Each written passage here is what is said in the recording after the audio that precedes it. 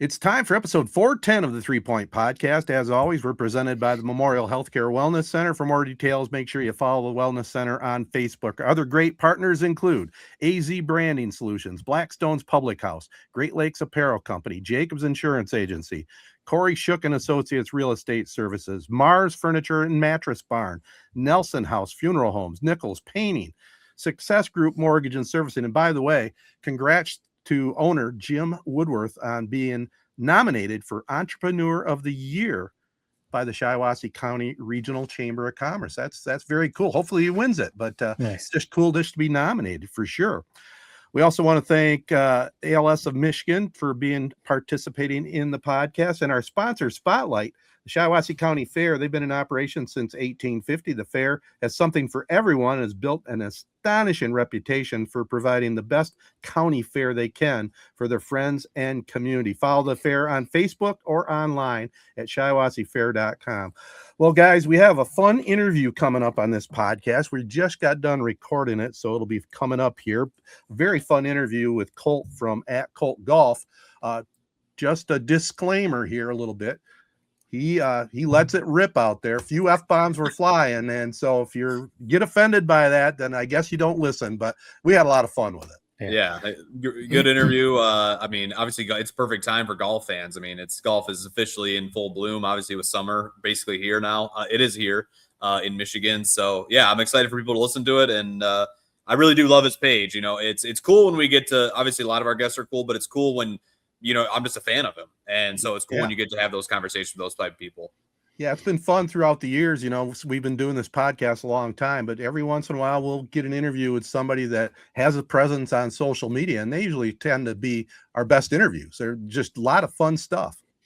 Yeah, it makes sense that his page is blown up because he could do golf course reviews, but if there was no personality, if it wasn't very fun, if it was just like, yeah, this is a good course, you should come play it, you know, that's not really going to do much. But after talking to him for 35 minutes or whatever it was that we interviewed him, you can see why his page has grown to what it is. So yeah, I think people, especially if you enjoy golf in Michigan, it's a really good interview. And it seems like his page is only going to continue to grow. So it's cool to see. Well, you know, we're coming off Memorial Weekend, and I have one, it's a Tedertainment comment. We'll have a Tedertainment at the end of the program, but the movie Pressure with Brendan Fraser. Do you see that one's coming out? He plays Dwight D. Eisenhower. Yeah. I don't know what to think of Brendan Fraser, man. He's cringy to me. Like I saw the trailer to that. I just went and saw Obsession. That's a movie that we'll talk a little bit about, Tedertainment. I can't tell if that's going to be like actually a pretty damn good movie, like with good action and, you know, obviously an amazing story with D-Day, or if it's going to be like the most cringy movie. Where are you going with it? I want to see it. I'm intrigued by it. And D-Day, you know, that's the greatest generation for sure. The ones that fought in World War II. And I'm interested to see how he plays Eisenhower. But where I was going with my comment, we just had Memorial Weekend. Why is the release of the movie next weekend? And why wasn't it Memorial Weekend? I actually was looking forward to going to see it, and I'm thinking, it's next week. You got to be kidding me. Well, was it June 6th that they? Was it June 6th that they? When was D-Day? Yeah, June 6th. I don't know, maybe we're trying to line it up with that. I guess, but even that's not even right. That's not even right. So it's a good point. What I was gonna, Go ahead. Maybe there's a historical reason, or maybe they're thinking Memorial Day weekend, everyone's just out on the lake, you know, having cookouts. So let's wait till the next weekend to release it. But I did see that and thought the same thing, like, oh, this would have made sense to release on Memorial Weekend. But they probably just wanted to avoid, which, my God, you talk about, like, I went to the theaters. You talk about a zillion popcorn buckets and plush toys, Mandalorian and Grogu. This Baby Yoda character, man, he's everywhere. I'm a diehard Star Wars fan. It didn't get me to go to the theater and see it. But that probably is my thought is, they probably saw, there's a Star Wars movie releasing on Memorial Day weekend. We can't do that. Maybe. But then again, it's like, man, well, maybe just push it back a week to June 6th. That's like, that kind of would line up perfectly, but whatever. I'll put you on the spot, both you guys, just off the top of your noggin. Do you know when Memorial Day or when it started? What do you think, man? I don't know. I'm going to guess I was going to say pre-Vietnam. Pre-Vietnam was my guess. Definitely pre-Vietnam. Think back, way farther back than that. Was it after the Revolutionary War? No, Civil War. Okay. Oh, really? Started out as Decoration Day, and it was originally established to honor fallen Civil War soldiers. And it was observed right from the beginning, May 30th. The first one was 1868. Wow, that was way off. There you go. I'm kind of surprised you guys haven't said anything about this, but I have a mustache right now. Nobody thought anything of that. Well, I'll be honest. At first, I thought your lighting was just a little off, and maybe you had a little shadow going. But so yeah, it's not November, so you're not doing the whole Movember type thing. So what's going on with this? Yeah, so I was trimming my beard and I fucked it up, and I just had to shave it all off. And then I was kind of like for the laugh of it, because I had a long weekend with Memorial Day. I was like, you know what? I'm just gonna rock a stash for a few days until my beard grows back in. So. I don't know. I don't hate it. I kind of don't hate how it looks. I feel like a serial killer kind of whenever somebody looks at me with it. I can't really get that thought out of my head. But Ted, but sometimes people look good with mustaches. I think of you, Ted, back in the day, you had a good mustache. What's the advice for, I guess, just kind of rocking it? Well, it is back in my day, they were very popular, and I never shaved my upper lip once I grew one. I did it by accident one time, and I thought, man, I look weird. So I've always had at least some facial hair. I rotate between a mustache and a goatee, but yeah, it looks good, Jared. You gonna let it keep going? I think you should keep it for a while, especially with the bald dome that you've got going on. You take after your dad with that one. So keep the mustache. My problem is, so I keep my beard short. I haven't shaved my beard in, I think since I interviewed for my job at ESPN, because when I did it, kind of your reaction, Ted, I was like, oh man, I can never do that again. I look like I'm 12 years old. My facial hair, though, like yours is standing out, Jared. Anyone actually watching this, if you're just listening, you're not really understanding. But my stuff, it's not dark enough. Like I've tried to grow my mustache out, and it just doesn't show up enough. It's kind of like half blonde. So yeah, it's kind of one of those things. I've had a beard for a year. And I love having a beard. I think I probably look my best with a beard, but it's kind of annoying it's like I was just kind of sick of it. And as I was messing with it, screwed up the sideburns, and I'm like, I'm just shaving it off. I'm just done. It's like you maintain it every day, it feels like. Yeah. You're lining up your neck beard, or you're trimming the sideburns, especially when you're bald. That's when you really you got to really be fine-tuned with it. So yeah, I was just wanting something new. I'm gonna grow the beard right back out, but it just was a nice change up for a few days. I don't know. I think you're at this point. I think you should just do the mustache for a while. Until your girlfriend says, all right, it's time. I was called I got a new nickname at work because of the Christian Walker. He's been bombing for the Astros. He has kind of the beard 5 o'clock shadow look, which is kind of what I have right now. And that's what I just call, and he's bald, so that's I'm Christian Walker now. Nice. All right. Very nice. I don't know. It's kind of a nothing story, but I just thought it was just, I guess we just weren't going to comment on it. I think you should grow. When is your guys' yearly Fattel family end of July? I think you should grow it until that. I think you and get it good, because that'll be your first time seeing a lot of people since you moved. Come back to that reunion with a big old mustache. That'd be good. I could never do that. The handlebar mustache or the no, I could never do that, man. Well, now that we're caught up to date on facial hair, let's take a break, and then we'll come back and have our special guest Colt from @Colt Golf. And like I said, it's an R-rated interview a little bit just with the F-bombs, but it's a lot of fun. I think you're going to enjoy it, especially our golf fans out there. We'll be right back after this. All right, we're now joined by Colt from Colt Golf on Instagram. It's honestly one of my favorite pages on Instagram, especially if you're a Michigan golf fan, which I definitely am. So welcome to the show, man. Thanks for doing this. I appreciate you for having me, boys, and I'm excited to get into it. So I first found your page, I want to say probably, right around COVID, maybe a year or two after that. Can you kind of walk us through how did this page come about? Basically, for the listeners who maybe don't know, is you go to a lot of courses in Michigan, leave great reviews.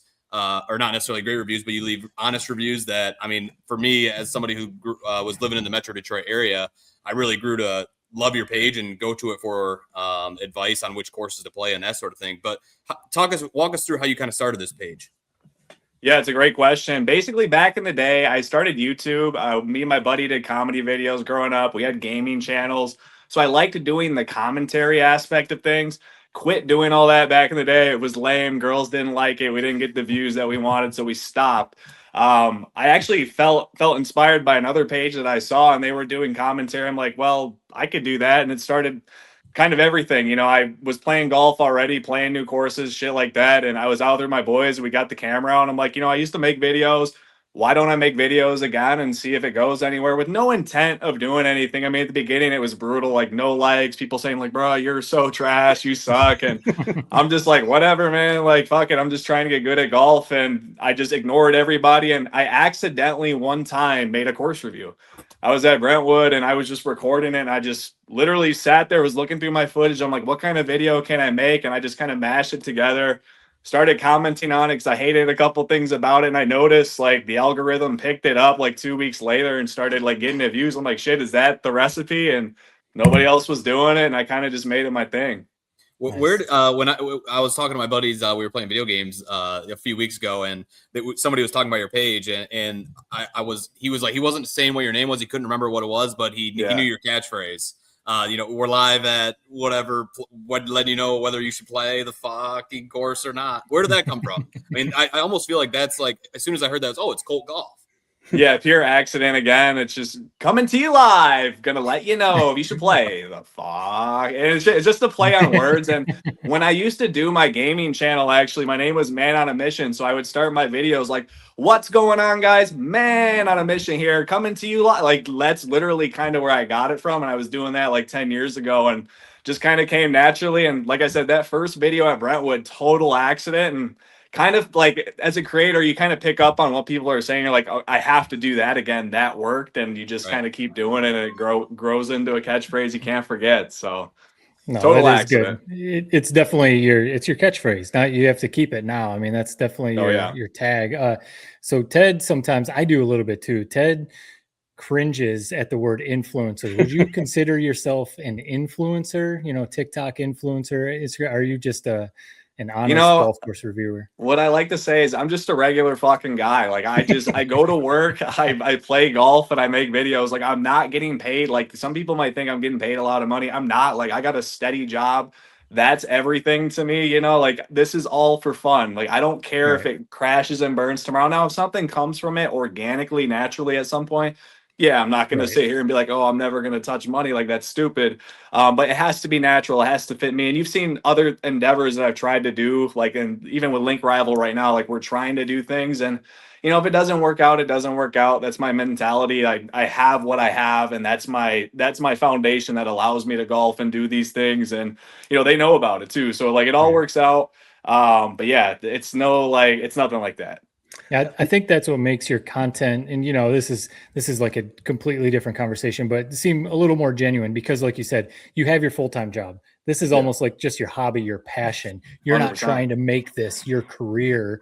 You're doing it just for fun. And sure, if at some point courses say, "Hey, come play here. We'll cover your greens fees," and for you to do a review, you know, I guess you'll handle that when that time comes. But yeah, I think that's why that's already happened, man. And like, I don't say yes. And like, I've been honest to people when I do it too. Like, there has been a couple of times, like, I played a private club. Like, yeah, you get invited to that. I didn't pay anything, but I let people know. And you tell these people up front, like, it's usually a manager or like a club pro or something. You tell them, like, I'm going to review this. This doesn't impact the actual score you get. And it's only happened a couple times, but everything else, man, I walk in there with my hard-earned money. Even went to the Nightmare last weekend. They know me when I go in there. Like, I still pay. I still swipe my card, and like, it is what it is, you know. And like, God bless, like, I'm fortunate enough to be in a position where like I can swipe my card and it's not a big deal or anything. But it's not like I can't take money from courses. I think that's half of the thing. Like, that's the whole integrity piece. The second I start doing that, everything I say is out the window. I try to be super raw and passionate with it. And the second I start taking bucks from courses, I think that's where it ends. I think the avenue for me moving forward is going to be like outside brands that are Michigan based, you know, that are promoting Michigan product or from Michigan. And it might be something like I put in my comment the other day, like a brought to you by type of situation, but I don't think it's anything where I can like accept the courses too much gratitude, you know, a little bit, sure, but like, you can't put me up for 3 nights and expect a 10 out of 10 because then I'm fucked, you know. Like, the credibility's gone, people sniff it out, and it's over at that point. That's going to start affecting your honest reviews if you start doing that. For sure.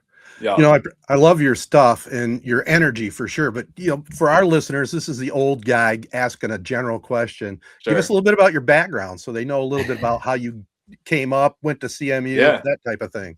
So I actually grew up in Ypsilanti, Michigan, went to Lincoln High School, Lincoln rail splitter through and through, graduated from there, went to CMU, got my bachelor's degree, got out of college, got a job right away, been at the same place. And from there, just grown, try to save money, try to grow yourself in that way. But really, I'm just a fun guy.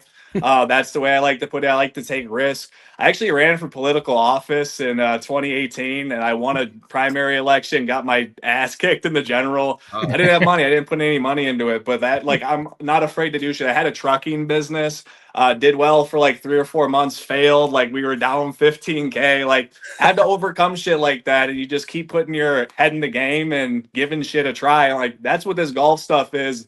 I don't care what people think. I enjoy the content. It's fun to do. And if something comes of it, cool. I know people like you guys probably know Big John, like making a lot, and like, it's not about that, but shit, if it comes, cool. If not, like I'm making content and having fun with it. And to me, it's like a community. So, So you're clearly a hustler. But what I'm wondering about now is obviously you're based maybe in Metro Detroit area.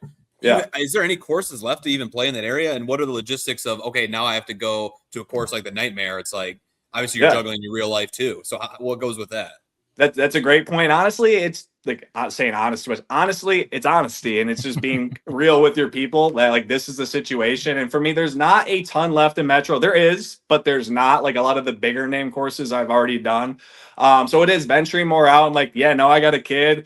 Things change, and like you might not see as many videos every single month, especially like 2 years ago, single, wife's working, stuff like that. I'm doing my thing. Like I'm playing all the time with my boys and just ripping content. Now it's a little bit more sparse, but when I do it, it's more quality content, in my opinion. Right. I'm putting more time into the reviews, making sure the editing's more clean, crisp, stuff like that. But that's just the reality of it. I do have to expand, and I'm already have expanded my radius of immediate courses for when my time is a little bit more tight on the weekends.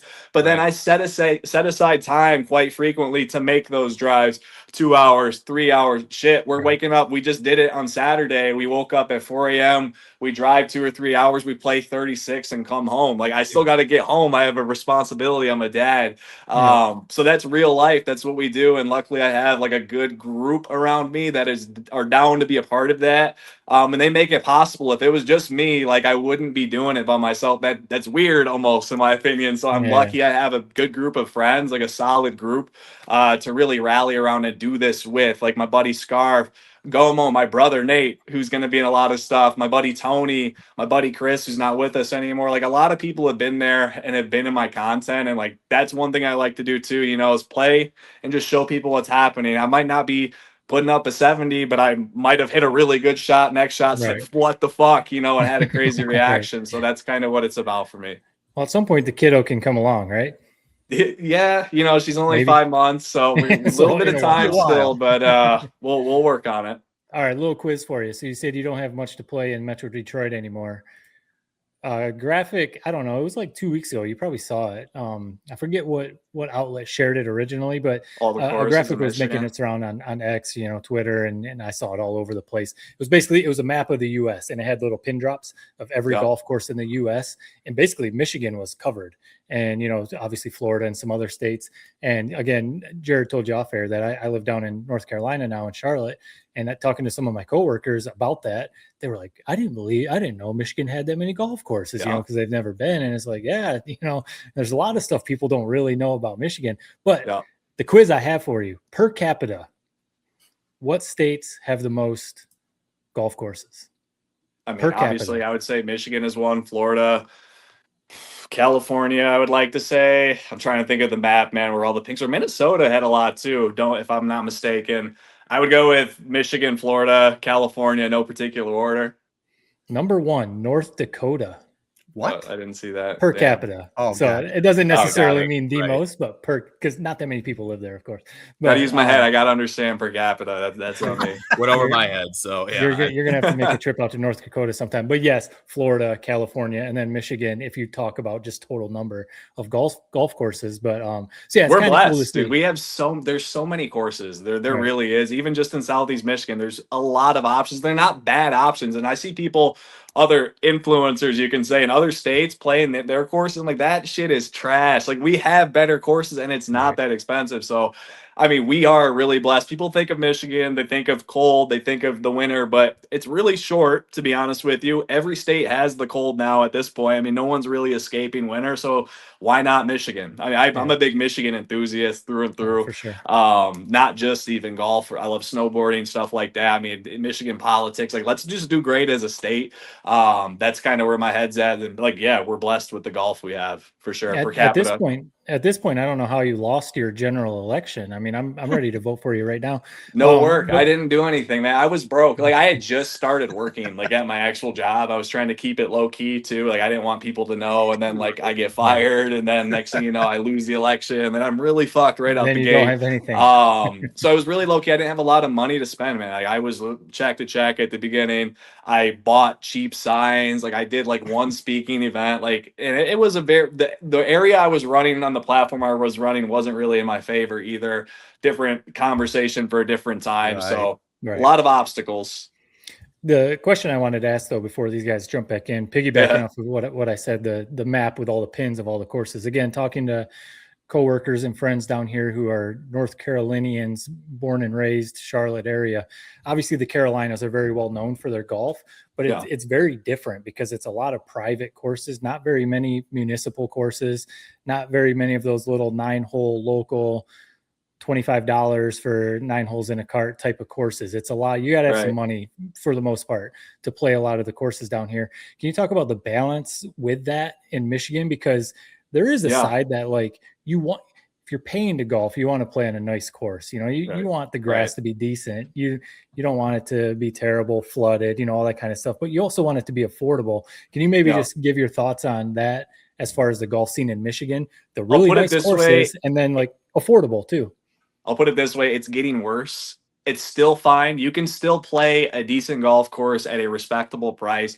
It's harder to find though. Even a lot of the bad courses are charging 60, 70. I don't know what North Carolina charges standard for 18, but like in Michigan, if you're playing a course that I would like to classify as a dog track, you know what I mean? You're talking 18 holes, 40 to 50, you know, depending on the condition. I shouldn't really be that much. Like that's the beginner course. That's the entry point. That's where the new golfers should be going realistically, right? But then you get courses bad. I played Goodrich last year in Goodrich, Michigan. They were charging 60, and it was the worst condition I've ever seen, like literally trash. Like you can't justify that in my opinion. To me, it just seems like you're trying to make a buck, and I get it. Business is business. You got to survive. Costs are high, fertilizer's high, water's high, everything's fucking high. Like I understand that, but at the end of the day, these people want quality for what they pay, and I just think you got to be priced accordingly. Like you don't have to be the best course, but don't charge like you're the best course. And if you are the best course, set that standard of what it should be. And there's courses like Arcadia Bluffs in Michigan, like you're paying whatever the fuck it costs because it's fucking sick. Like that's just the end of story. What it is, you don't care, and that's a standard. Forest Dunes, that's a standard.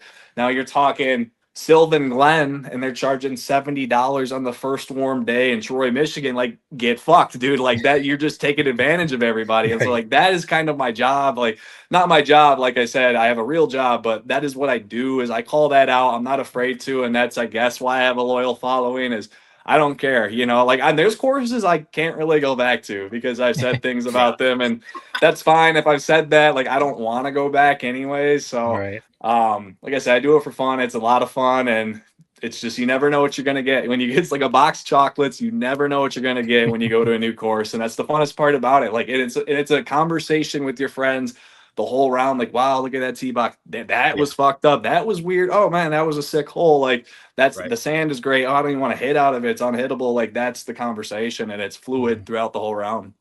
Have you noticed? I have one question real quick, and then I have another one. Have you noticed pace of play has really slowed down in recent years?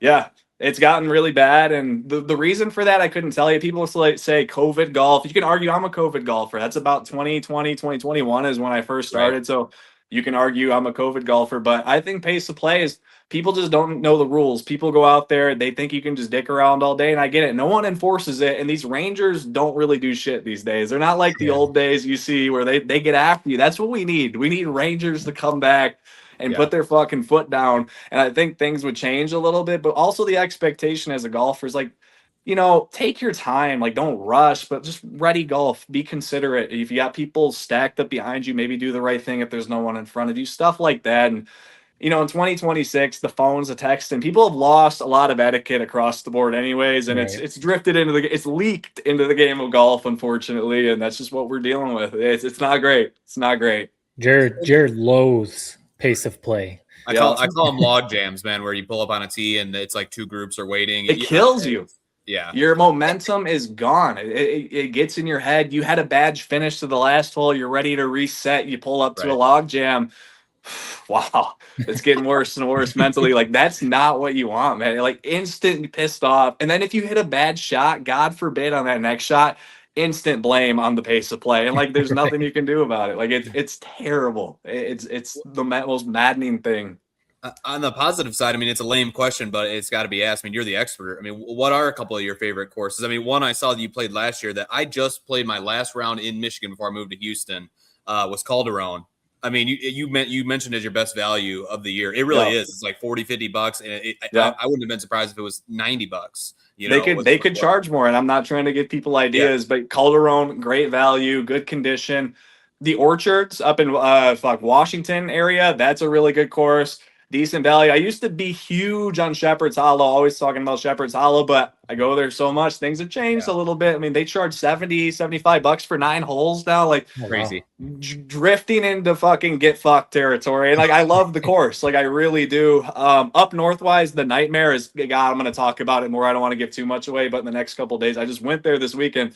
Yeah. The fucking best for the price, $76, and it is an absolute banger from head to toe. And the Dream's right down the road. You play it the same day. It's like 130 to 140 for both. Like, the Nightmare is fucking incredible for the price. You can bring in 36 beers if you want, load them up, and just get trash. I mean, I'm serious, but they still have the Ranger out there. They keep the pace of play. They get on people. Yeah. Fantastic course. I can't speak highly enough about it because you just get everything, the views, the up north, and it's not that far from Metro Detroit. From my house in White Lake, it's about 2 hours and 5 minutes. Like, that's not bad, man. That's not, you play 2 courses, make a day out of it. Arcadia Bluffs, fantastic course. Again, like, in the South course, actually, at Arcadia is better than the Bluffs, in my opinion, in terms of golf course itself. You get the views at the Bluffs. South course, different game of golf, feels more link style, more challenging, kind of like something you would see out in like Ireland, something like that. Man, the list goes on and on. There's courses I want to play, Gray Walls up in the UP, but I'm talking 8-9 hour trek. Got to get the group to go with me. I do have a kid now, makes it tougher. I want to go to Bay Harbor. I mean, the list goes on, and Tullamore, list goes on. So hopefully I'll hit them all. Man, I just love the state. Great golf. You know, we have a family reunion every July up in Onaway. Have you golfed Black Lake?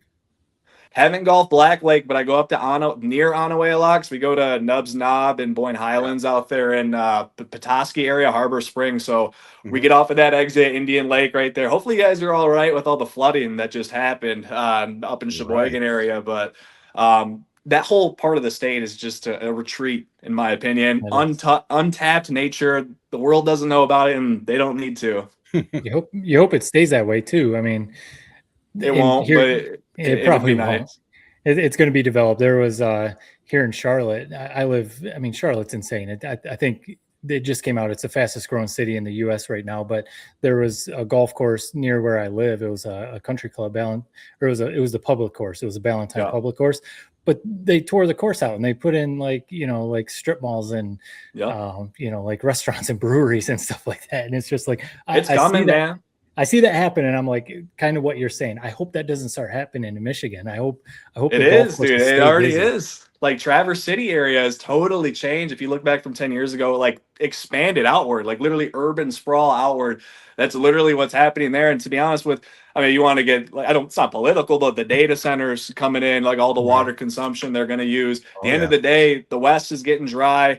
We still have the water supply, one of the biggest in the world. Like, if the politicians were smart, they'd be taking more control of that water. You know what I mean? Because people are going to be trying to get it. This state's going to become like California in terms of real estate, probably in 10 to 20. So if you have property now in the state, hold on to it. If you don't, get some or raw land. So I do think Michigan's a boom state in time. We're getting to that place.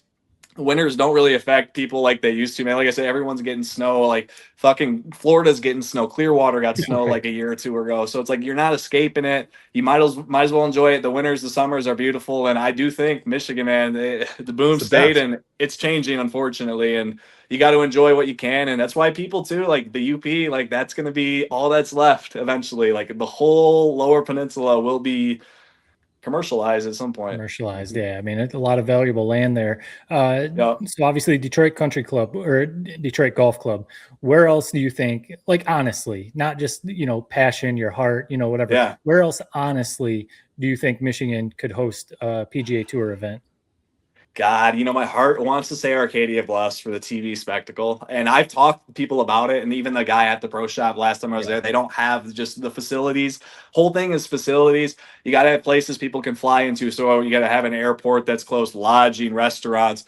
And they just don't have it at the courses that I would like to see it at up north. And you see it at the Cardinal with Live, like that's a good course, but there's shit all over. So you're really confined, in my opinion, to Grand Rapids area or Metro Detroit.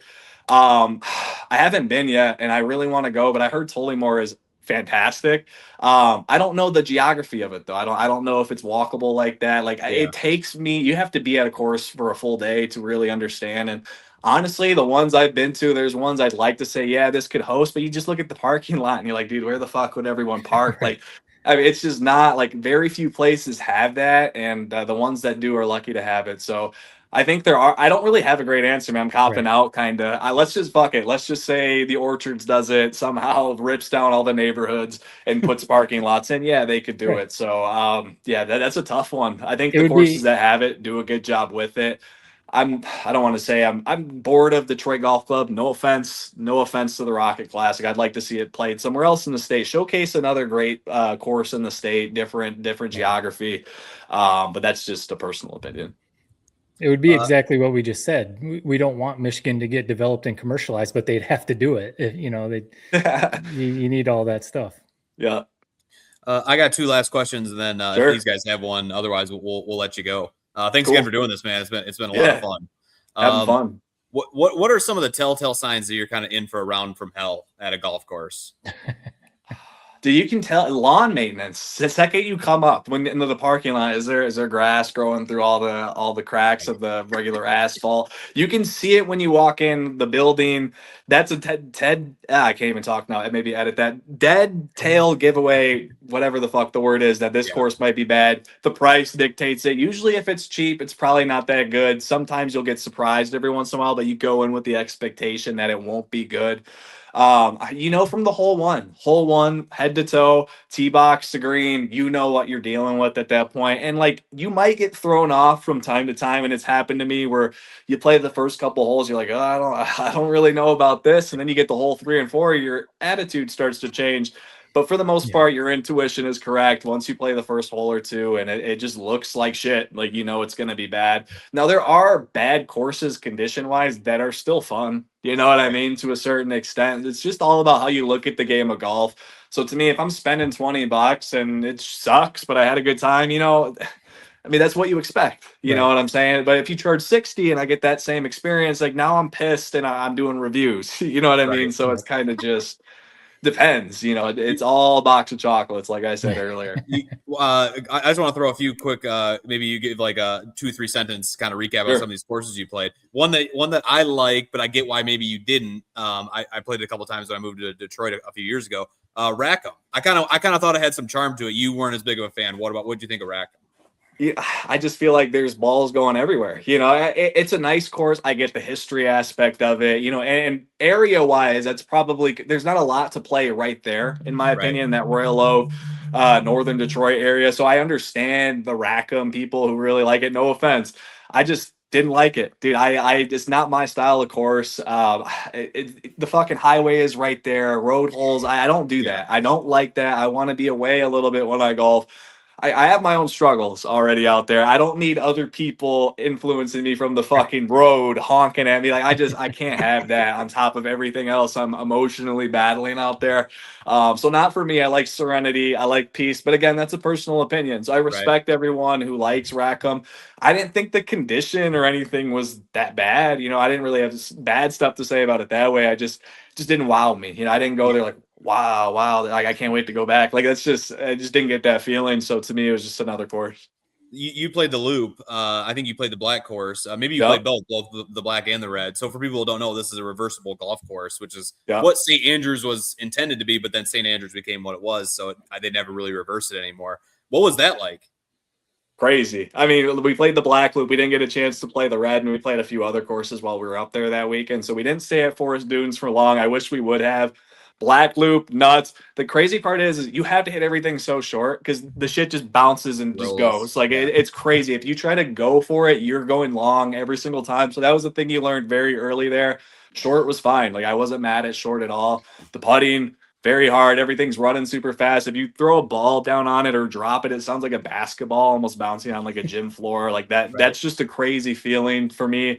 And the thing is you're on a tee box hitting your tee shot, you look behind you and there's a green right behind you because it's Crazy. a reversible course. So that's the red course green right behind your tee box going in the opposite direction. And it switches daily. I think they do it daily. They go back and forth and repair, do whatever they need to do. But just a crazy experience because there's nothing really like that to my knowledge, at least. And it's tough, man. Like it's not like drastically long, especially depending on the tees you play. So like you can play, but you'll find when you get up to the green, it's all about finesse. And if you don't have finesse, you're literally in trouble. Like there was times, you get up there in two, you're like, oh yeah, I'm about to set myself up at least a par, at least 3 or 4 putt. I mean 5, dude. I mean like that's how crazy it is if you're not prepared. And like I like that. I like golf like that. I don't care what the scorecard looks like at the end. Like that's fun. Last one, and then we'll get you out of here. Hawk Hollow. I mean, this is right for where we grew up, right up the road. And I actually agree with what you said. You said you liked it more than Eagle Eye. What did you like about Hawk Hollow? It's a great question. For me, Eagle Eye, there's a couple really good holes, in my opinion. Like you think, is it 17? Is that the one I'm thinking of? Like the par 3, like you think of that, the finishing hole is nice. But to me, Hawk Hollow as an experience, the whole course, I just liked better. It felt more serene. Eagle Eye's a little bit more open, almost feels like pondy, marshy in areas. And like, I don't like that as much. To me, Hawk Hollow was more hollow. It was wooded, a little bit. And I like that sort of golf. But then you ducked back out and you had different holes and shit like that. So to me, I just liked it. I like the Little Hawk putting course that they had. They were nice guys there too, man. I just really enjoyed the experience, like better than the Eagle Eye experience. And there's nothing wrong with Eagle Eye. It's not a bad course. It's just, if I had to go back and play one, I'd probably give Hawk Hollow just a little bit of an edge. And I think it's cheaper. And why is Eagle Eye more? The name, like hole 17, like I don't know. It's amazing how just being kind is like what leaves a big impression on you. Like it's crazy how just being nice in the clubhouse and seriously treating the customer as well. And you probably see it. You probably see both ends of the spectrum with that all the time. So do you have anything, any other questions, Uncle Ted, or are you good?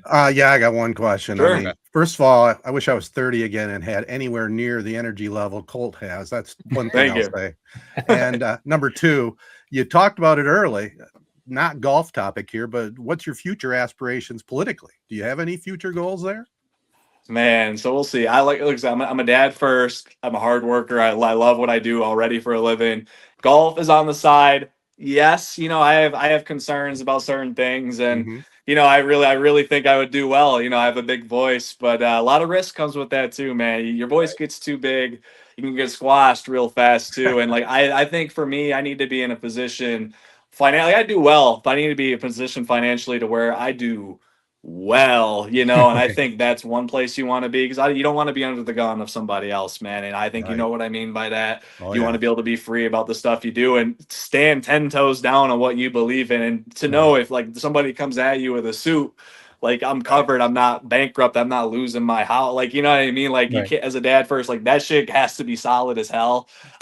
So to me, we'll see what happens, like, and if it depends on who steps up too, if we get another 5, 10, 15 years of just no progress in the state, and people leaving the state and people not coming in, and we're still have the highest taxes, property taxes out the roof. I mean, the insurance rates. I mean, like, people want to steal our water. Like, that is a big thing too. The energy companies robbing us. Like, if we're still doing that, like, I mean, next thing you know, I'm 40, 45 in a different position. Yeah. You know what I mean? It might be the right thing to do. And I mean, that's a conversation with God too. Like, let me know what my path is, and we'll figure it out from there. Not to get religious on you, but yeah, man, that's kind of it. And we'll see. So the answer is depends. I would love to. Ideally, I've tried, but a lot on the line. Not that I'm afraid. I just think it would, and it sounds bad, it'd have to be dire. It'd have to be dire, but by then it might be too late. And that's the problem with the mentality of America. Unfortunately, everyone's like, someone else will be the hero, and now there's no hero, we're fucked. So that's just food for thought for the audience when it comes to that. But seriously, we're all in it together at the end of the day. If country sucks, I can't golf. So we gotta have peace, tranquility. So we'll see what happens. All right. Hey, Ted likes to bring up political stuff sometimes, so maybe we'll have you on for a whole other podcast, and we'll get into politics. That'll be fun. I was gonna, before we sign you off, do you need us to edit any of this just in case you do run for political office, that people can't go back and cancel you because of something? No, I mean, because here's the thing too, man. Like I said, I'm a regular fucking guy. Like, if I were to ever run for, like, we're getting ahead of ourselves. If I were to ever run for a real office, like, I'm not, it is what it is, bro.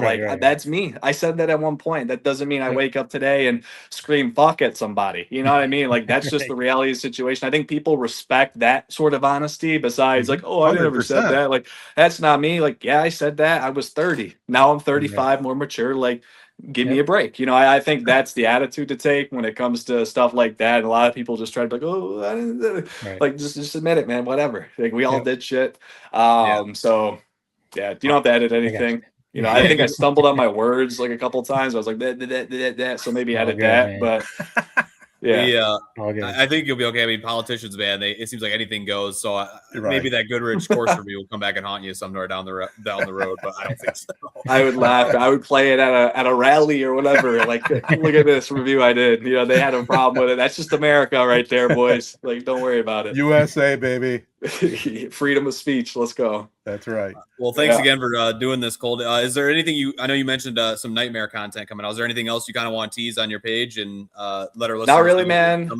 Just more content. The same shit you see, the reviews, the playing golf, and Link Rivals out, the app that I'm part of, owner of it, part owner of it, but it's a really sick app. So check it out in the Apple App Store. Android coming in like 2 months. So what is that? Cool, actually, I mean, is that a different course? Is it almost like a Google Maps for courses, or what is that app? So it's, I don't want to say similar to 18 Birdies because it's not, but you can almost equate certain things. Like, you can keep your handicap, stuff like that. But the real catch is Ace. It's an AI caddy. Like, it reads any course in America, reads what hole you're on, the yardage, the wind speed, moisture. Like, it's fucking nuts. It gives you an exact opinion on what you think you should do. So if you struggle bad and maybe your buddy's not out there, you don't have a range finder, you can get on to Link Rival, use Ace the AI caddy, and it can actually help you. It really can. Give you real advice, and it's not like a shitty chat robot who's just giving you bullshit like on some chat support site. Like, this is real shit, real data about the course, and it has visuals of everything on the course as well. And then you challenge your friends. You can put stakes up. So, like, if your buddy's like, hey man, $100, I'm gonna fuck you up today, you can hold them to that on the app. Maybe you can't transfer the money, but you can hold them to it. That's important for me to say for legal reasons. You can't transfer the money. It's not a gambling app, but you can hold people accountable to it. Wins and losses, build your own community. It's great for golf leagues, in my opinion. You can do your golf league in there and keep track of every statistic. Nice. So we'll see what happens with it, but pretty cool. It's not just a regular app, man. Like, it's pretty sick. Nice. That's awesome. Definitely, everybody's got to check that out. Well, thanks again to Colt from Colt Golf. We'll maybe catch up with you down the line somewhere, maybe when you run for office, or maybe when you hit Black Lake. We'll have to have you on. The office stuff, man. Well, we'll see, dude. Like, this, nothing is happening, bro. Like, maybe down the line, man. I don't know. So it's a fun combo, but nothing soon. So love you guys. Good combo. Appreciate let me know when it's out. This is Jim Woodworth, proud Corunna Cavalier and owner of Success Group Mortgage. We have invested a significant amount of time and money into our Corunna community. So I'm here to ask you a favor. If you're in the market to purchase or refinance your home, call Success Group Mortgage. It allows us to continue our mission to support the students of Corunna Public Schools. Call Success Group Mortgage today, 989-720-4380. Hey guys, that was enjoyable. I tell you what, you don't have to ask much on a question. He has the energy. That's for sure. Yeah, I mean, it's cool. I like seeing people like, I mean, I remember following him right around when he started it, maybe 1,000 followers. I started following his page. It's you realize that there was something pretty cool here, and it was scratching an itch that really hadn't been scratched for people that would like to see all these different course reviews of Michigan golf courses, what to play, what not to play. And to do it honestly. And I thought that was cool that he mentioned that, like how it's, he has a brand to protect. Can't just be taking, free rounds from everybody and maybe lose some credibility. So sure, definitely has a lot of energy, and for golf, for a sport that can be boring, I'm glad that he has a good mix of, obviously does a great job with his reviews, but also has some personality as well. Absolutely. Yeah, I mean, you see it with, obviously, one of the big things as far as reviews is Dave Portnoy with his pizza reviews. Maybe that's like the OG of doing review type content, So it makes sense to do golf course reviews, especially in a state like Michigan with so many courses. And it does make you think. We kind of talked about it a little bit, and you just kind of mentioned it, Jared. If he ends up, he kind of said, like, if he ends up making money off of that, like courses really start paying him, cool if it gets to that point. But then, you do run the risk of, but don't be too honest, don't criticize us too much because we're paying you a couple $1,000s to do this review or something. So that's where the genuine side of those reviews could get lost. And he doesn't seem like someone right now anyway that's worried about that though. So, man, it is cool to see, especially like you said, Jared, to see a small page, and then now it's kind of blown up. Yeah, it's awesome. Just as long as he doesn't call himself an influencer, I'm all good with it. Right. All right, let's take a break. We'll get back, talk a little sports potpourri style right after this. All right, guys, where do we want to start in sports? I mean, the NBA. How about the New York Knicks, man? They're balling out right now. Yeah, they caught fire. I saw they're basically on. They played like, what was the stat? They played the best 10-game stretch in the history of the NBA, basically. Yeah. I mean, all the metrics, all the statistics, they're on an absolute tear. And it just makes you think, I mean, they made the Cavs look like they shouldn't even been in the playoffs, basically, in that Eastern Conference Finals. And obviously, as Pistons fans, we see the Cavs get swept. And, we like to think, man, if we could have just figured out a way to win Game 7, maybe we could have competed. But then it also makes you think, with the way the Pistons were playing, the same thing might have happened to the Pistons. Maybe we wouldn't won. Swept. Right. Right. The Knicks they're on another level, and what it's looking like right now is their series is done, and the Spurs and Thunder look like they're gonna probably play a 7-game series. So the Knicks again are gonna come to the NBA Finals completely rested, and it's been what, 50 years or whatever since they've won a title. They haven't been in the finals since before Jared was born, basically. So it is kind of crazy that the Knicks, like this, they're kind of like the Dallas Cowboys of the NBA, historic. It's Madison Square Garden, it's the Knicks, and they really haven't been that good. And I mean, Jared, you remember like one good team with Melo, and otherwise the Knicks haven't been good in a really long time. So I'm not a Knicks fan, but it's kind of cool to see the Knicks, Madison Square Garden, Timothy Chalamet, all getting all this publicity. It's fun. Do you guys like that? The celebrity power there? It's insane. It's cool. It's awesome. It makes it feel way bigger. It's super cool that the Knicks are in the finals. I have a weird kind of sad announcement. Have you guys ever had we've all had this conversation with somebody. I always think about it like when I was a kid, and you'd be talking to somebody. Oh, I don't watch that anymore. I stopped watching in 1993. When this happened. I seriously think that's where I'm at with the NBA. I'm like done with it. I haven't watched a second of the Eastern Conference Finals. It's been good games, especially the Spurs Thunder series. From my understanding, has been one hell of a series. I don't know what it was about this year. Like it's taken me out. I'm on the out with it. I'm that weird freak show guy you talked to when you were a kid that goes, I don't watch the NFL anymore. Like they pay him too much. Like I'm just that kind of weird guy now with the NBA. It's just pretty depressing to think about. Like even the Pistons, this is when I was kind of like realizing and crystallizing in my head. Like the Pistons, they are so boring. Like Asar Thompson, I swear, is the only player on that team that has any sort of like uniqueness, flair. Like Cade Cunningham's a great basketball player. He's not. He wouldn't be inspiring me as a kid to like go shoot hoops in my driveway. So I don't know. I don't know. I'm alone in this, but it just is something that I'm realizing I'm become kind of the boomer in the room. That I'm the guy who's like missing out on that. It's just, are you having LeBron depression looking forward? Is that what it is? It's ironic you say that. I said that basically the sport has officially lost me. I'll watch the finals if it gets close. If it's game 5 and it's 2-2 or whatever, and I'll watch LeBron. That's kind of where I'm at. I don't if it's because it's become global. I don't know if it's because they're missing that LeBron type character that just you can't. I don't know how to explain what LeBron was. We all saw it. There's something like just some serious gravity behind him. Kobe had the same thing where it just was. There was something about him that it was compelling. I don't know who that is in the NBA right now.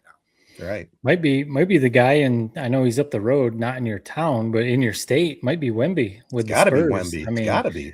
Wemby's doing stuff that almost literally has never been done before by someone his size.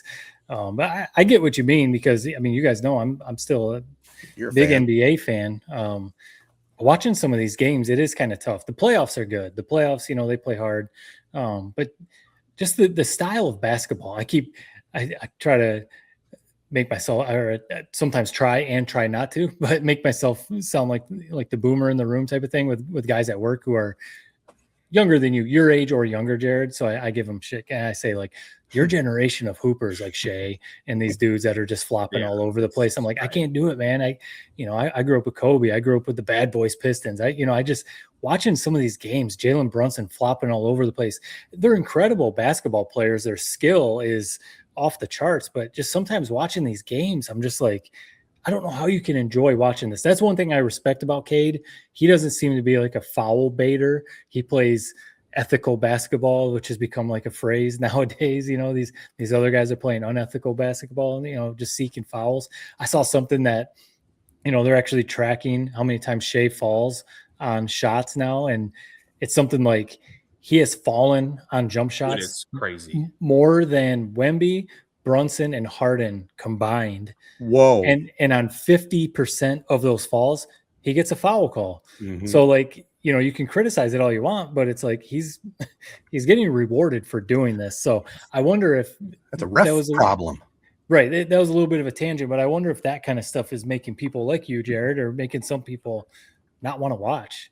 It's hard to watch sometimes. I hate the Thunder. It's so true. If it's Thunder Knicks, I couldn't care less about that series. I pray it's Thunders or Spurs Knicks for that. And I had the whole soliloquy about how I respect the foul baiters. You just nailed it with a stat. I hate Shea Gilgeous-Alexander. He is like the 99.99 percentile of that like a Brunson is like a 50 percentile. It's insane. It's every shot. They clip it up. It's literally every shot. It's sucks. And the Thunder, they've done it the right way with Sam Presti, a good GM, and that's getting what they got for Paul George was insane, and it's set him up forever. And it's like it's just as frustrating, and they're just boring. And the point about Wemby is a great point. He is mesmerizing sometimes, but what's compelling about it? Sometimes you think about somebody like a Johnny Manziel. Was he like the flat out best quarterback, in college football? No, but he just had some electricity and was obviously a little bit of a Jekyll and Hyde character. You either loved him or you hate him. Like who doesn't like Victor Wembanyama? And he's a Frenchman, and I don't know. He's not giving these super compelling, he's like a perfect. He's who you want to be your all-star in your team and your superstar because he's going and like hanging out with the monks in the offseason, right. But he's not exactly like giving you fodder like a LeBron would, where every week, every day you could talk about him and there's something new and something interesting about. Like, what are you supposed to say about Wemby? He's a physical specimen. He's so talented and he's a good guy and it's like he just does everything right. That doesn't make for the most compelling TV, in my opinion.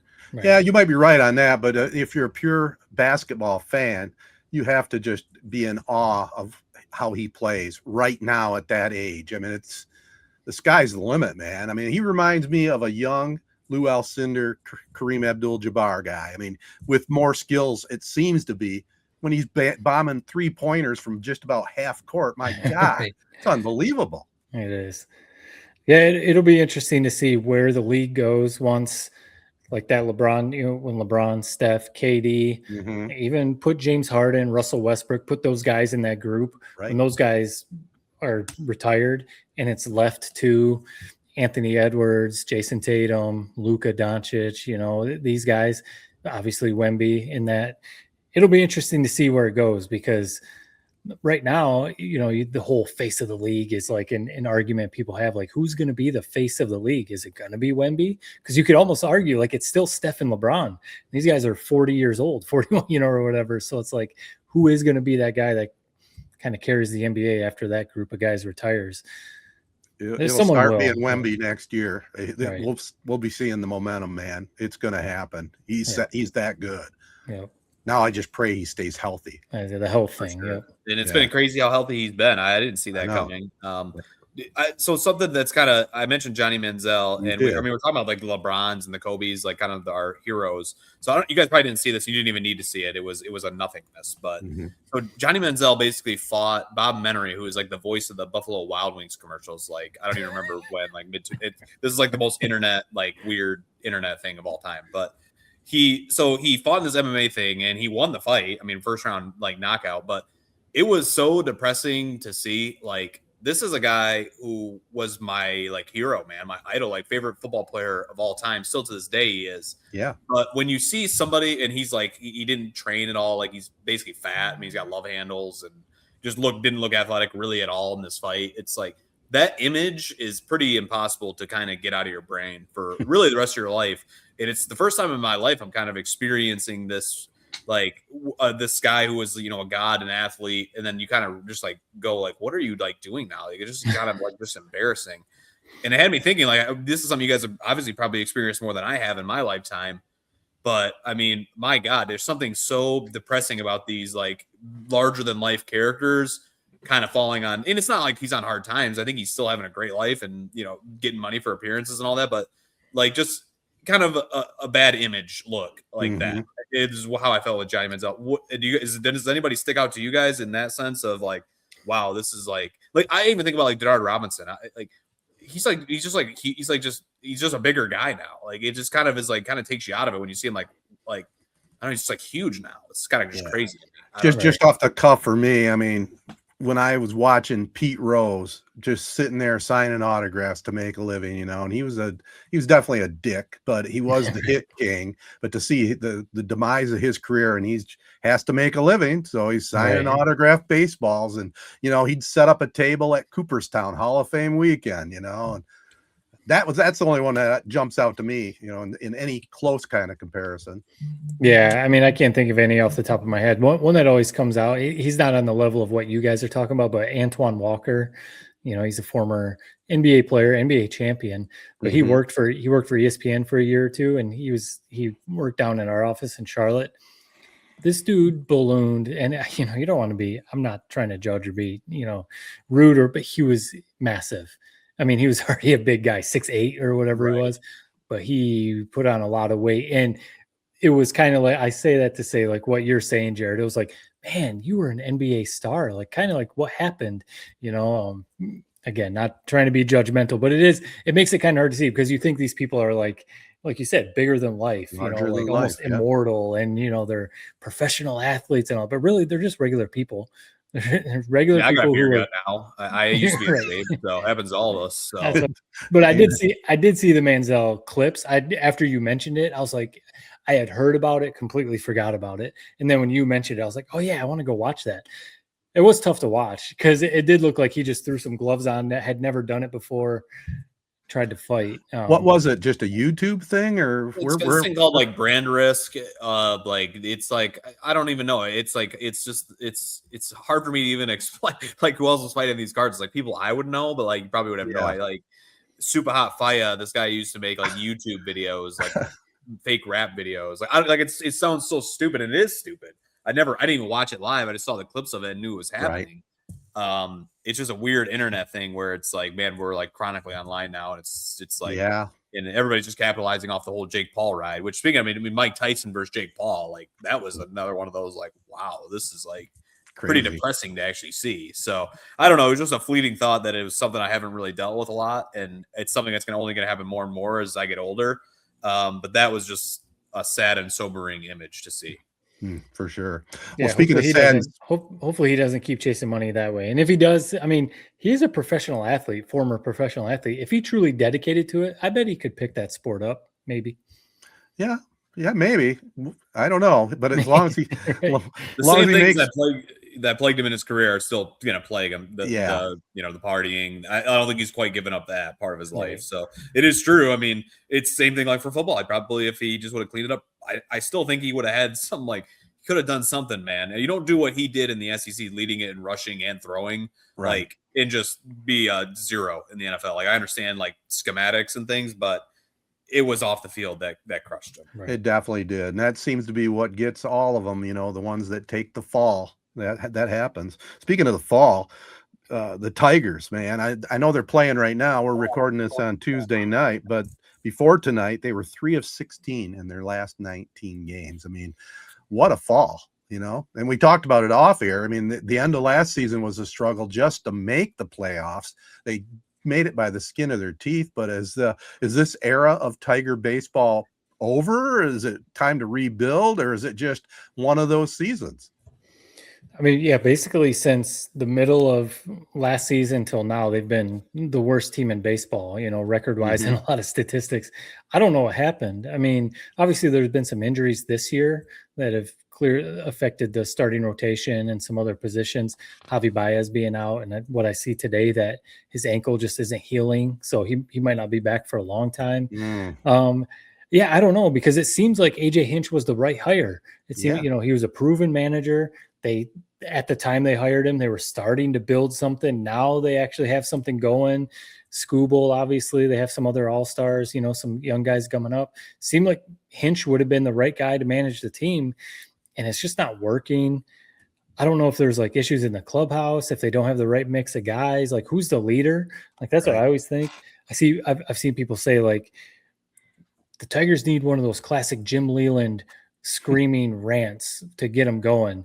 I'm like, yeah, but that team had Victor Martinez, Miguel Cabrera, Justin Verlander, just a bunch of other Hall of Famers and Cy Young winners. And, just that team was full of veteran players, proven veteran players. Who is that on this team? I mean, Riley Green's a good player. Obviously Tarek Skubal is the one, but he's hurt right now. So it's just like, I don't know who you hang your hat on as far as like in that clubhouse, who's yelling at guys and saying, what are we doing? We got to turn it around. I think it's Skubal. And I mean, honestly, I think Skubal did a lot with just like his play. Like, what is leadership when you think about it? I mean, it's winning. It's helping your team win games. It's like winning solves everything. Skubal pitching every 5 days was leadership, because you're never going to have a slide like what's happening now. I mean, he got hurt for the first time in 2 years, really. And it's like you introduce a little anarchy and upset the established order, and everything just becomes chaos. It's basically what has happened to the Tigers. They are now imploding since he's got hurt. You guys have both said the AJ Hinch thing. I am an AJ Hinch. I worship at the altar of AJ Hinch. I freaking love AJ Hinch. I don't get the AJ Hinch thing. I don't. Ted said it before we were recording. You just mentioned it. Here's the thing with a manager who's pulling levers like Hinch. It's pretty hard to pull levers when the levers are broken. I mean, what is he playing? His team is horrendous. This team is horrendous. When they're fully healthy, they're a lot better, but really still not even that good. I just think he does the work. He's as analytically, smart as you can be as a manager. I mean, he's had success. He's won World Series. He's won in 2 different places. I just think he has the pedigree. I like AJ Hinch. I like when he has an answer for everything you ask him in a post game. Like, it's not like he's just flying by the seat of his pants. I love Hinch, and I think if the decision is after this year to move on from Hinch, I think it's the wrong one, personally. Yeah, and when I brought it up earlier, it wasn't necessarily to say I am for getting rid of Hinch, but the thing is, I've seen enough baseball, as we all have. They don't fire the players. If the team's not performing, they fire the manager, and that's just the facts of life in baseball. Now, do I think they ought to get rid of him? No. I think this is a 1-year thing. Now, if it's a sicky year next year again, then you got to recalculate. But I think it's just a cycle this year. They've had a couple decent years. Maybe some things have caught up to some of these players, like McKinstry. Wasn't he an all-star last year? Is he really an all-star player? Come on. Right. No. I do think, a lot of the experts, baseball reporters are saying the Tigers will be a seller at the deadline. Probably. I do think it's time to just be honest and get what you can for Skubal. Because at this point, I don't know why he would re-sign with the Tigers. I'm not trying to be a hater, but he could take more money and go elsewhere and pitch for a contender, the Red Sox, even though the Red Sox are really bad right now, but, pitch for someone who can spend money and build a team. Right. I just don't know what they'll get for him at the deadline, especially coming off an injury. But that's the thing. How many starts is he even going to get before the deadline? Why would somebody trade for him? I've been like, everybody's calling me an idiot when I say that. I don't understand. Maybe I don't understand baseball. Why would the Dodgers be like, yeah, let us give you our top prospects? Like, he's going to sign with us this offseason anyway. Am I crazy? Or is it just because they want the rental? Like, what is it? A rental. That'd be it. A rental. I mean, it may not be a team like the Dodgers just because they're so loaded, but it might be a team that's a starting pitcher away from winning a World Series this year. I think back to like, when you think you're not getting much back, like I guess that's the depressing thing, and that's why we talked about that before the year. Like, why did Scott Harris do this? It just made no sense. Yeah, if you just let him go after something, it's better than nothing. Because if you let him go at the end of the season, you get nothing. Just like I think back to like CC Sabathia. I don't know if you remember CC Sabathia got traded to the Brewers. And basically the rental, and he almost won a Cy Young just on the second half of the season because he went like 9-0 in his starts. And that was the Brewers knew they weren't going to sign him. They said, hey, for this season, for the rest of the season, we want you to pitch. We're going to go for a World Series, and then you can go do whatever else you want to do. That's what it would be. Yeah, a team like the Dodgers, probably not because they have so many good players. Right. But, I don't know, even a team like the Guardians. What if Skubal comes back and is healthy and the Guardians are like, we're going to try and make a run at it? Would the Tigers trade him to the Guardians? I don't know, but we'll give you a 25-year-old like Jake Rogers or whatever the hell we got for Verlander back in the day. Jake Rogers, I think, is what the big piece was. Spoiler alert: Tigers lost today, 10-6 to the worst team in baseball, the Angels. Oh my God! Bill Vest got blasted, five earned runs and 1.1 innings pitched. That's a shocker. I love Bill Vest. He was an all-star also. Yeah, it's anything that can go wrong right now is going wrong. They finally score more than 4 runs and then they give up 10. This is a make or break series. It is, and it's already seems like it's broke. Just mark my words. When people are listening to this, Jack Flaherty's going game 3 of this series. That could be like the official tipping point if he gets and you get swept against the Angels. It's like that's when. I worry about Chris Castellani's health, man. I don't know if you guys. His videos right now are must watch right now. I love his video. Like the more, it's kind of ironic. The more the Tigers lose, I think the more views he gets. It's like, but I can't wait to watch his recap of this game tonight. Like this slide they're on is insane. They've lost 2 out of 11 now, or they've won 2 out of 11. Like it's like just been an insane. Like it's just been an unreal fall apart, man. It's sad to see. It's like we were gearing up for what was going to be what I thought was 4, 5, 6 year playoff window with this kind of core, and now it's like, are we heading to a rebuild next year? It really seems that way. Let's get to football season. That's all I can say. Let's do it. Hey, before we got to do a quick little Tedertainment tonight, but before we get to that, prep spotlight, I have a couple things here presented by Jacobs Insurance Agency. The Ovid Ulster girls soccer squad won their 6th straight MMAC title. Topic we don't talk about much is robotics. The Langsburg Wolfpack's Red Thunder robotics program capped its 9th season by competing in the World Championships for the 3rd time. 7-3 record in the World Championships. That's not too shabby. I mean, it's technically not an athletic club, but it's a pretty neat thing they got going on over there. It kind of reminds me a little bit of Corunna's success in Odyssey of the Mind, and they're in the World Finals again. I think right now they're in Ames, Iowa. It's insane, isn't it? Something else? Just a juggernaut. It really is incredible. And I don't know what you guys think about high school volleyball for the boys, but it's now a sport that's been instituted in Michigan. It's a spring sport now, and the area's lone volleyball team, the Duran Railroaders, swept Burton Bentley 3-0 in volleyball. And I don't know if it really should be a spring sport. Maybe they'll change it down the road, but I think it's about time that they've had boys volleyball. It's a great sport. I just don't know where else you put it. I mean, you would if you were a volleyball coach, you're going, okay, let's go find the basketball players. So you don't really want it to be a winter sport. Right. I mean, to me, spring, that's the window for it is spring. I mean, no Okay. no offense to baseball or track, but those, if I was trying to start a sport and build it, like if I'm Roger Goodell or something, that's where I would put it, is spring. Oh. No, Fair and enough. I think your point is right, because you not winter, because you want the basketball players, and spring could be, especially now that a lot of schools you can play two sports. That's where you That's true. get the kids that are running track, high jumpers, say, hey, come play volleyball too. Play a little bit of volleyball. But I would have, if you could have played two sports, and if there was volleyball, I probably would have played boys volleyball. Yeah, it's fun. I was horrible at it. I'm horrible at it. Short, can't jump, suck. So I was out on it. All right. Well, that's the Prep Spotlight presented by Jacobs Insurance. Let's take a short break, come back, and wrap up the podcast with a little Tedertainment Tonight.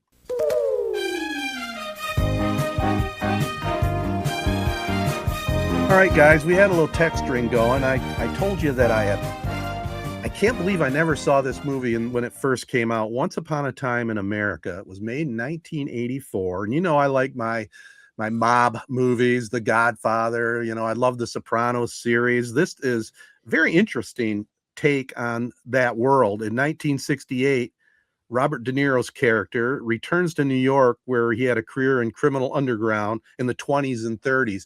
He came back to see if he could find his old cronies, and it's a trip back and forth with flashbacks. It had a tremendous kind of, I won't give a spoiler alert, but it had a very interesting twist at the end. And I know the drawback is the length of it. Okay. It's 3 hours and 49 minutes with an intermission. And I thought it was interesting, Matt, that is it truly your opinion? You just wouldn't watch something like that? No, it's not happening. 4 hours, not happening. So you wouldn't break it up? No. I guess is my first question would be, was like, this seems like, why have I never heard of it? I don't know. I mean, it's a great movie. I wanted to watch it when it first came out. I mean, I think if you give it a chance, you'll enjoy it. It's a little bit slow paced because it takes its time building the characters, building the story, but it was really well done. And I put it right up there. And to each our own opinion, I guess. The 3.5 hours, 3 hours, 49 minutes wouldn't bother me. I mean, I'd look at it like I'd watch a 1 hour long series on something. Yeah. So what's the difference? I mean, if you don't have to watch it all in one setting. Well, when you're selling it as a slow build, takes 3.5 hours, 4 hours. It's not much. It's like when you guys try and sell one of these TV series and you're like, season finale, series finale, terrible. Ruin the whole series. It's like what I'm saying is they took their time building the story. It had enough action. It had a great script, and the whole plot was really well done. I mean, just for me, I put it right up there with the movies like Goodfellas, The Godfather. Like same cast, basically. I mean, it's with that cast, it's a good movie with that cast. It is great cast. And think about it. Nowadays, everybody talks about the best movie ever made, The Godfather 1, Godfather 2, and they put it together in a trilogy with uncut scenes. They put Godfather 1, 2, and 3 together. It's 9 hours and 43 minutes. So you're certainly not going to sit down and watch that in a day. But The Godfather 3 is horrible. Yeah, it is by itself, but when it's mixed in as the trilogy, it's not bad. When I first watched The Godfather, like probably 6-7 years ago, I watched it in a weekend. I think maybe Friday, Saturday, I watched part 1, and then Sunday part 2. Yeah, I guess it is like it's kind of bizarre. From what I'm reading, the reviews are good on this show, this movie you threw out there. Is it almost just because it's like, oh, this is just The Godfather again? Like, and it was only, 4 years after The Godfather came out. I would, if you ever get the time, and I'm not going to say watch it tomorrow, but if you ever get the time and urge to watch something a little different in that genre, give it a watch. I'd like to hear your opinion afterwards. I do have one on you that you suggested called Eternity. I finally got a chance to watch the right one. Yeah. It was really good. That was really well done. Yeah, I try not to lead astray with my reviews. Yeah, where did it, is it now streaming somewhere where people can watch it easily? Yeah, it's streaming. Yep. It's Apple TV production. So if you have Apple TV, but the whole concept of it was awesome. The two husbands and then the wife, they all die and they're waiting to go to heaven, who they're going to spend eternity with. And it was really well done and well written and well acted. Elizabeth Olsen, Who was the Miles Teller and Yeah. Callum Turner? I thought were great in that too. They like, were. I just pretty funny, like riffing off each other and all that. Yeah, I can't recommend a movie enough than that one. I thought it really kind of knocked my socks off. I wasn't expecting anything from it, and it ended up being an awesome movie. So I'm glad you got it to watch it. Now, I have one other one I did watch. I don't know if you guys saw it. I know I texted to you guys if you had seen it. The Crash, that's the big hot documentary on Netflix right now. Did you get a chance to see that at all? I've seen a bunch of clips. Haven't sat down and watched it though. It's worth the watch. It's a tough watch at times because when you watch it, you go, our high school kids, this is really how they act, I mean, Right. it was and it had a good plot line too. There was a crash where the girl was driving, her boyfriend was in the car, and a friend was in the back seat. Yeah. And was it, did she hit the wall on purpose or not? That's the whole mystery, man. Yeah. That's something that's making my skin crawl. I don't. It is just another one of these shows that people watch and enjoy, and it is sort of fascinating in the sense, but just from what I've been it's definitely had a moment on social media. Is like people are like, this is exactly how you don't parent, and like this is like it just seems like it's just like not. I don't know. Maybe there are good people in it. I haven't seen it, but it seems like maybe just not the best people. I think it's worth a watch. It's pretty well done documentary, and the whole story is pretty bizarre. But yeah, I mean, it's a Netflix thing. So what are you gonna do? I keep seeing people say that clearly she was enabled by her parents. The documentary doesn't make her parents look good. Maybe a couple of the friends, and then even now, like I've seen a bunch of clips. Like there's a couple of girls who were in prison with her and have since come out. They're released and they've started putting out social media videos about how she was in prison, like not remorseful, even like bragging about what happened and all that kind of stuff. And it's just. It doesn't seem to be helping her case for trying to get let off at all. She is definitely not a likable character. That's for sure. No doubt. All right. Well, that's my, I on the review, you said something about people liking it. I don't know if I would say I enjoyed it, but it's intriguing. I like my documentaries, and it covered it well. I'm really surprised though that we haven't got a full on Colbert review, because he had his final show, and then he did the surprise show in Monroe in Michigan. I'm surprised we didn't get a deep dive into Colbert. Maybe next time, but I do have a comment. I mean, I haven't seen the one in Monroe. I saw who was participating in it, and I was intrigued to watch it. I think I got it saved on my computer, actually, to tell you the truth. I just haven't had a chance to watch it. I did watch his entire last week of shows. And we don't even need to get political, but let's face it. Everybody but Jimmy Fallon, Jimmy Kimmel and Colbert, obviously very heavy in political commentary and comedy. Yeah. And unfortunately, whether you're a Kimmel or Colbert guy, to see him forced out because of politics, I don't know if it had to do with ratings or not. I mean, that's up for debate, I suppose. Right. You hate to see somebody lose their job because of that, But I thought his last 3 shows were pretty good, pretty funny. Bruce Springsteen was on the next last show, and Paul McCartney was a big part of his last show, and it was really good. Yep.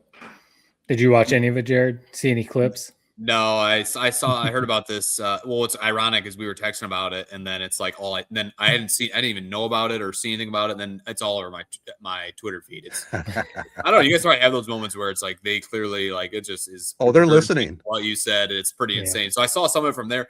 Seems like this Monroe thing was actually pretty funny, like kind of unique and kind of a interesting idea. As your guy Jeff Daniels, I know you're checking. I saw the one clip I did see it is the whole Jeff Daniels. He eats a peanut butter and chip sandwich. If you guys didn't know, I can't believe it. I haven't seen him do that on like 8 other shows as well. But that's our guy Jeff Daniels. We love him. We do. With the Colbert thing, it's like people smarter than I have talked about it ad nauseum. To me, it seems like it was maybe a little bit obviously because of what happened with Trump, but it's like it's just overall, just to me, it's more so just the overarching where late night TV is.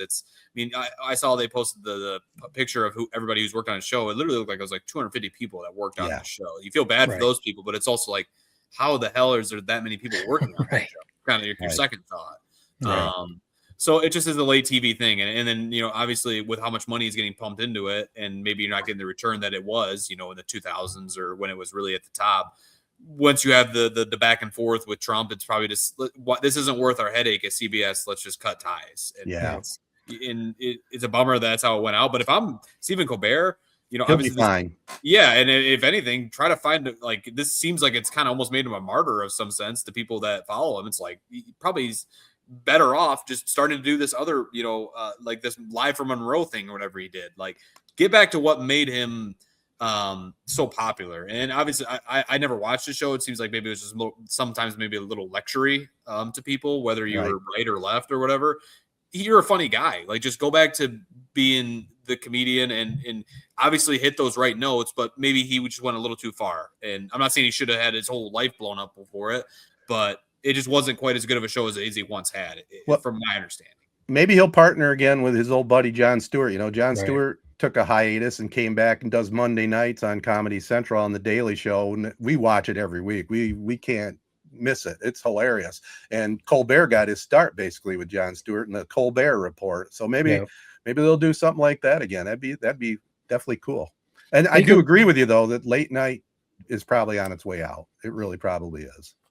Yeah, it's just not what it used to be, especially Fallon's keeping it going, but he might be the last one to really keep it going. Colbert could do something like, you know, start a YouTube channel, the Colbert Report, you know, use that branding, but he could have a YouTube channel and have a decent following. Or podcast like Conan O'Brien. He has a great podcast. And talk about whatever you want on that. And nobody's going to get mad at you. It's like it just was where it was. It was CBS. It was kind of in between the CNN and Fox. It just wasn't the right place for it. You know, I know we're going long, but it just popped in my mind. Did you guys see the Kevin Hart roast by chance? Some of it. I watched it. I get a kick out of those, and I know it's kind of had a little bit of a lingering thing with what's her name has been going after Shane Gillis and stuff for some of the jokes. Right. I'll just give my 2 cents on it. It's a roast. Kind of all bets are off. That's kind of what you sign up for. The crowd's laughing at it. I don't to go back and have kind of a revisionist history on some of the jokes. Yeah, they're. If I said this out in public, you probably would look at me and go like, dude, what's wrong with you? But in what it was, I don't know. I'm not making much sense, but I think it's been a little bit overblown with. Yeah, you're talking about Chelsea Handler, and I will say it does make you cringe a little bit, the racial stuff and the personal attacks. But like you said, that's a roast. You know, I mean, that's what it's come to nowadays. It's a little much for me, to tell you the truth, though. Yeah, it really is. Like you saying it's what it's come to these days. I saw people share some of the first few roasts, like the official roast, and they definitely weren't like that. It's almost like presidential debates. People show old clips of the like 80s, 90s presidential debates, and they were actually like, you know, there was mutual respect, and now it's just obviously bickering and yelling. It's kind of like what's happened with the roasts. Like it's one thing to, you know, you take some digs and you do some jabs, but like some of these. Like I've seen people say it's one thing if it's friends up there or even like mutual peers, you know, respected peers taking jabs. But when it's people up there roasting who don't like the person, then it's like, all right, this is getting personal. Right. And it seemed like some of the people up there roasting Kevin Hart were like, I don't like you. And I'm going to go up here and give my feelings. Again, it's a roast. So, you know, it's kind of like, don't take it personal, but it does seem like it's starting to toe the line of like, all right, this is a bit much. I know my skin's too thin. I would not want to be roasted. I don't know how they can sit there and take it. Yeah.